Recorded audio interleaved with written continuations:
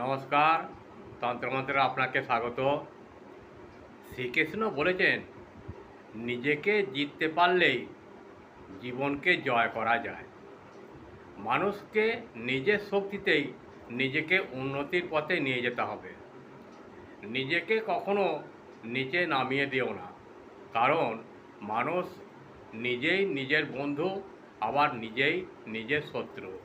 শ্রীকৃষ্ণ বলেছেন, যে মানুষ নিজের মনকে সঠিক পথে চালাতে পারে, নিজেকে নিয়ন্ত্রণে রাখতে পারে, তার মনই তার সবথেকে বড় বন্ধু হয়ে ওঠে।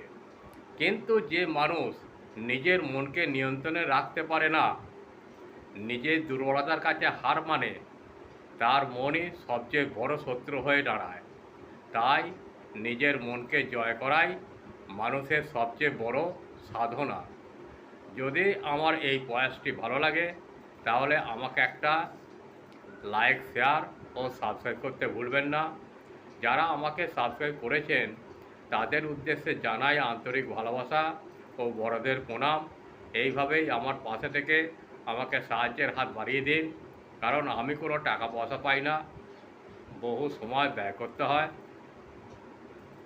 আপনাদের একটি সাবস্ক্রাইব আমাকে একটু আলোর দিশা দেখাতে পারে, তাই অনুরোধ, সাহায্যের হাত বাড়িয়ে দিন। শেষে বলি, মা তারা, ঠাকুর রামকৃষ্ণ, মা সারদা, বাবা বামদেব সকলকে ভালো রাখুন, সুস্থ রাখুন ও সকলের মঙ্গল করুন। নমস্কার, ভালো থাকবেন, ভালো রাখবেন।